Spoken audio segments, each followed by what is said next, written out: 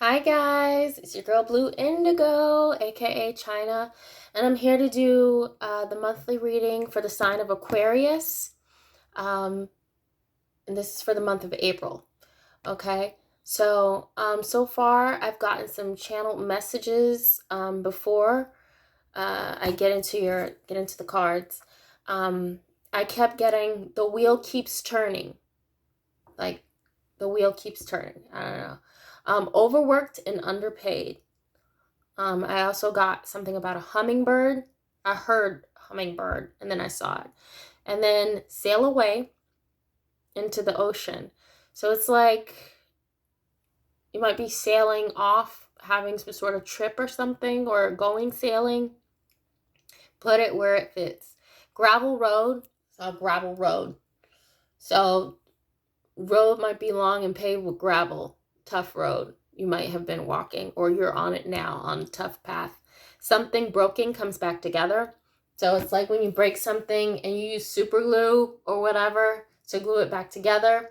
It's not good as new. It's not like how it is when it's new. However, it is distinct and authentic to you. So if it's a vase and you put it back together, you know what? That's my vase. I can tell because of the cracks in it, but it's still beautiful. And also I heard crossroads. So you might be at a crossroad in your life, and whatever choice you choose to take, or whatever path you choose to take, it could be work out for you, but you're going to have lessons along the way. Certain lessons for different roads, different lessons for different roads. So you go to the left, you get, maybe a lesson about change and exploring or whatever. You go to the right, you may get a different lesson, maybe in a different way, but you still might learn the same thing. All right, so let's get into the cards.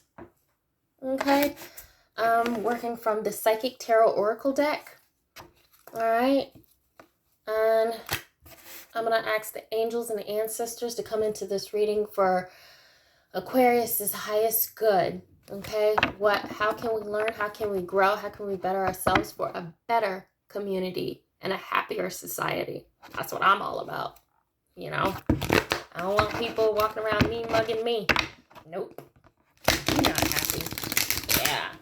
All right. So, what does Aquarius need to know for the month of April? What does Aquarius need to know for the month of April?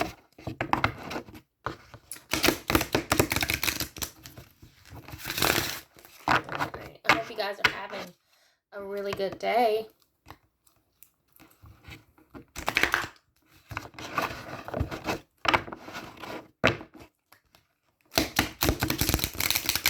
What does Aquarius need to know for the month of April? All right. I'm going to do it one more time. Tell me one more time. One more time. I need to be on.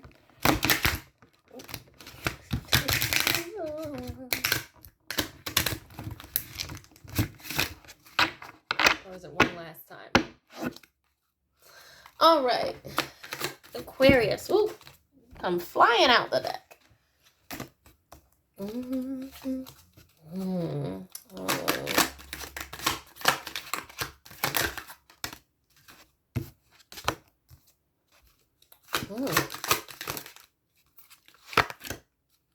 Oh, okay.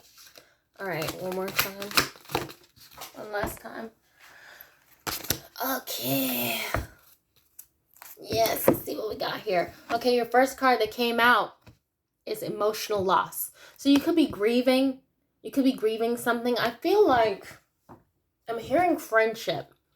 You could be grieving because of the loss of a friendship, and not necessarily that the person passed away, but it could be like, okay, we can't be friends, or you're just too much for me right now, or something like that. Something could have happened and a friendship is broken, or the person could have simply moved away. But I'm getting more of a friendship breakup. Maybe there was a quarrel or a fight or an argument, and you guys just couldn't agree to disagree. You had to go your separate ways. So it's an emotional loss. It's hard when you've been hanging out with somebody, chilling, you shared, you know, you share deep thoughts and you've talked to this person and, you know, you've guys been places together and done things and you have all those memories. And then when that person is just no longer in your life, it's just like grieving, you know, it hurts. You know, you feel a little bit empty, or in certain places, or you feel lighter because this person's not around. And what I will say, and what I am hearing is that sometimes a loss is a gain, you know? You know, people are in our lives only for a certain, sometimes for a certain length of time in order for us in order for us to learn lessons and to grow. And some people we just can't take with us on the way up. We can't. And we got to leave them behind. And it's probably for their best good too, their highest good too. So, and grief can teach us a lot, a whole lot. I remember I lost both of my grandmothers in 1 year. I think it was 2018. And boy, I learned a lot. I grew a lot that year. I mean, I was deeply hurt, saddened, and confused, but I understood that, you know, it's a part of life, you know? So that's what I'm getting in an emotional loss. And look how his hands are to his heart. But there's a shell, a seashell, surrounding him, around him.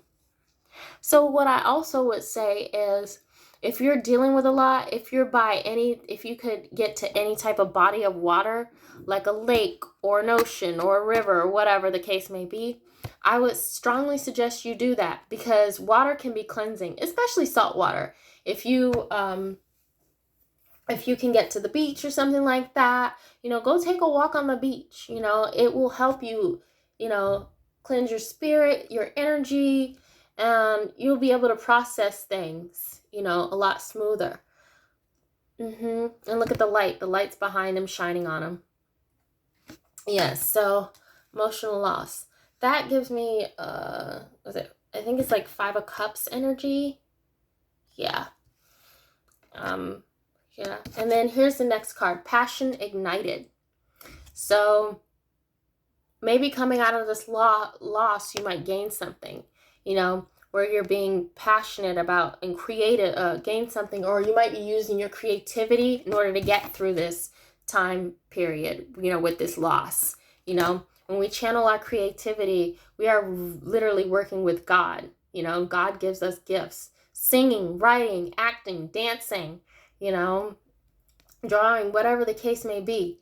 You know, God gives us gifts for a reason, and we can emote through those gifts. We can inspire change and inspire others. You know, we come closer together as a community, you know, when we share our gifts. So you could be starting, you know, a new creative endeavor.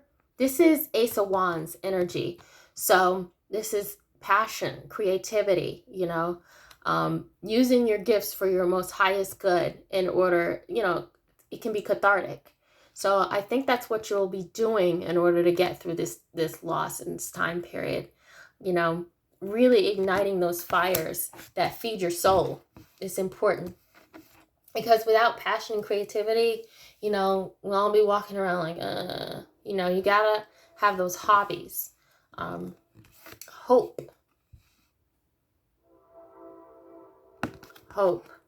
Yeah, so there is hope in this situation. And I don't know if you see with this card, with how the light is coming out of the palm of her hand, but there is a figure in that light. There's like a figure in that light, like a figure of a person.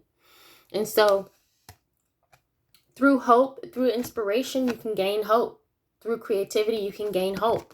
You know, the hope that, you know, maybe you'll find another friend, or the hope that things will be better.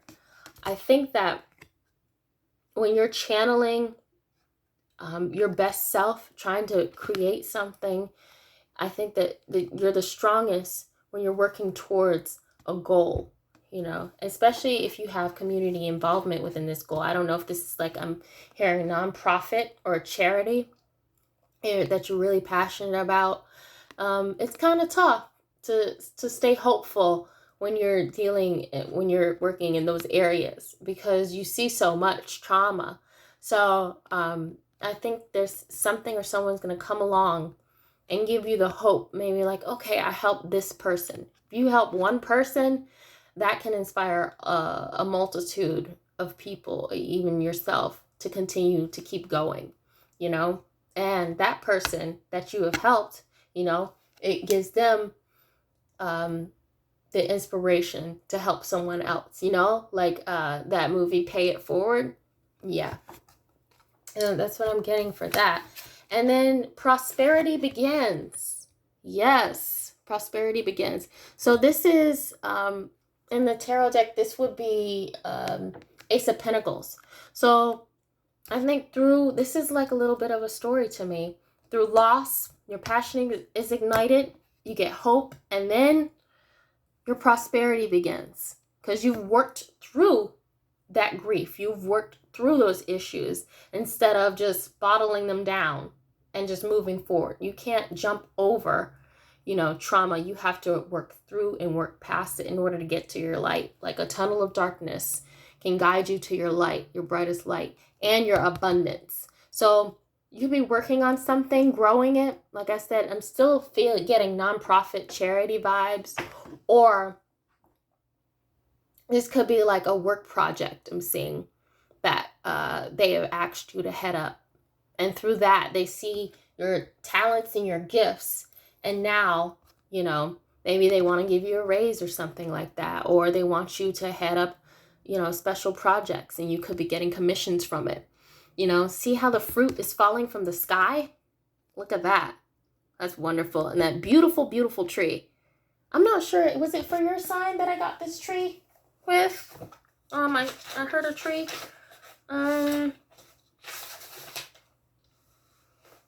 No, I got the wheel. Okay. I got a tree for another sign. Yeah, a really big tree, Libra. So you could have Libra somewhere also in your chart. Check your sun, moon, rising, and your Venus.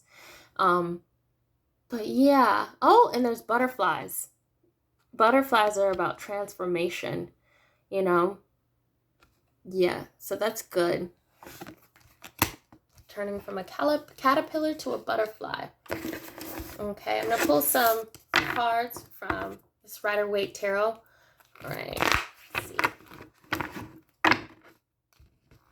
All right, what does Aquarius need to know? Aquarius, what do they need to know for April? It's coming up in April for them.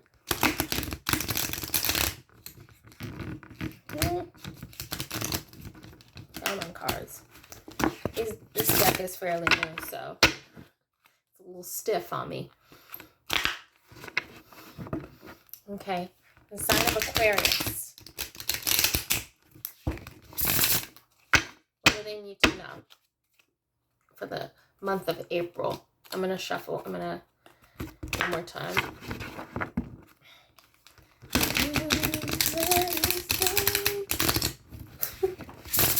Why are you around it in my head now? Alrighty. The sign of Aquarius, angels, ancestors, what can they expect for the month of April? Oh. Okay. One more card, angel. One more card. Alright. Okay. Page of Cups. Okay, so this could be a little bit about maybe some undercover behavior, some secret. You could be keeping whatever it is that you're working on or doing, whatever idea that you have, close to the chest, close to the vest. I feel like this is more your energy, a little sneaky, and not in a malicious way. Sometimes it's better that you, if you're working on something that you truly love and you're passionate about, it's better to keep things to yourself until, you know, until you can, you know, have all the pieces of the puzzle together. And then you can, you know, bring it out and present it to others. I feel like you might be kind of skulking around, sneaking around, trying to put things in place and stuff like that. And there's nothing wrong with that. Because sometimes when you're working on something, people can tend to be a little bit negative. Well, how are you going to do that? Where are you going to do that? You know, take criticism, take it and listen to it, but don't hold on to it. You know, work it out. If you feel like it's constructive, keep it. But always, like I always say, consider the source. So, you know, if it's coming from somebody that you know is just maybe not too much in your corner, or maybe doesn't believe in you too much, I would let it fall by the wayside and continue doing. So this might be why you might be a little bit sneaky. This is Seven of Swords. You might be sneaking around trying to get your stuff together, trying to lay that foundation so you can have a prosperous beginning. You know? Also, we got the Page of Cups. So somebody could be coming to you. Yeah, I'm seeing a person that's coming, that keeps coming to you, giving you pieces and bits of information. But yeah, giving you pieces and bits of information about whatever it is that you're working on. Maybe not directly, but indirectly. And you're using that to your benefit. This person could be going back and forth, trying to figure out exactly what you're doing. You might be asking them some questions here and there. But I feel like ultimately it's coming from a place where they really want to help you. They do, but they're just not sure what you're doing is on the up and up, or if they could get in trouble for it or whatnot, because you're not sharing too much information. It's not up to me to tell you who to trust or what to do or anything like that. But what I would say is, I'm hearing feed them with a long handle spoon, just until you get your ducks in a row. So if you're at the beginning of something, I would definitely, like I had said earlier with this card, yeah, there's no problem with keeping what you're doing close to the chest, close to the vest, you know, until you can lay that foundation. Look how she's looking at that fish. Okay, like I see you, but I see you. I got you here, but I don't know exactly what you're doing or up to. I may be asking a lot of questions, not directly to you, but to people around you. But I would say I don't think they're coming from in a malicious way. I feel like it's CYA. Making sure they can't get in trouble for something that you're doing that they're giving you information for. So I would look out for that this month. Overall, I would say this is a process. This whole reading is showing me a process. From the emotional loss to the passion ignited, then comes your hope, and then comes your prosperity. So it looks like a pretty good month for you, Aquarius. I'm very happy for you. I'm sad that you might be going through a loss, but you know what? Through our struggles, we gain strength because it makes us stronger. Okay?